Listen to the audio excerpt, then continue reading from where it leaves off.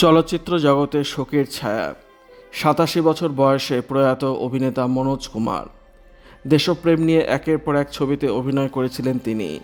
তাই বর্তমানের অক্ষয় কুমারও এক সময়ে নতুন মনোজ কুমার তকমা পেয়েছিলেন। দেশপ্রেমের নেপথ্য ছিল মনোজের ব্যক্তিগত অভিজ্ঞতা। স্বচক্ষে দেখেছিলেন দেশভাগ, জীবনে সরাসরি তার প্রভাবও পড়েছিল। সাক্ষাৎকারে সেই অভিজ্ঞতা তুলে ধরেছিলেন তিনি। পাকিস্তানের অ্যাবতাবাদে জন্ম মনোজ কুমারের, কিন্তু 1947 সালে নিজেদের ভিটে ছেড়ে ভারতে চলে আসতে হয়েছিল প্রয়াত অভিনেতাকে। সঙ্গে ছিল তাঁর পরিবার। বেশ কিছুদিন কাটাতে হয়েছিল শরণার্থীদের শিবিরে। পরিস্থিতি সেই সময় বেশ অশান্ত। এরই মধ্যে এক সন্তানের জন্ম দিয়েছিলেন মনোজের মা, কিন্তু অসুস্থ হয়ে পড়েন মা ও সন্তান দুজনেই। দিল্লির এক হাসপাতালে ভর্তি করানো হয়েছিল তাদের, কিন্তু সেই শিশুকে বাঁচানো যায়নি। এই ঘটনা নিজেই পরে জানিয়েছিলেন মনোজ। সাক্ষাৎকারে তিনি বলেছিলেন, আমি সবচেয়ে বড় সন্তান। আমার পরে ললিতা নামে এক বোন রয়েছে, কিন্তু দেশভাগের সময় আমার মা এক পুত্র সন্তানের জন্ম দিয়েছিলেন। নাম রাখা হয়েছিল কুকু। মা আর কুকু দুজনেই অসুস্থ হয়ে পড়েছিল। আমরা তখন শরণার্থী শিবিরে।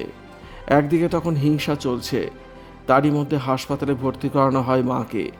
মনে আছে, সাইরেন বাজলেই চিকিৎসক ও নার্সরা লুকিয়ে পড়তেন। এমনই একদিনে মা চিৎকার করে চিকিৎসকদের ডাকছিলেন, কিন্তু চিকিৎসকরা তখন লুকিয়ে। তারপরে মায়ে চিৎকার করে বলেন, আমার কুকু আর নেই।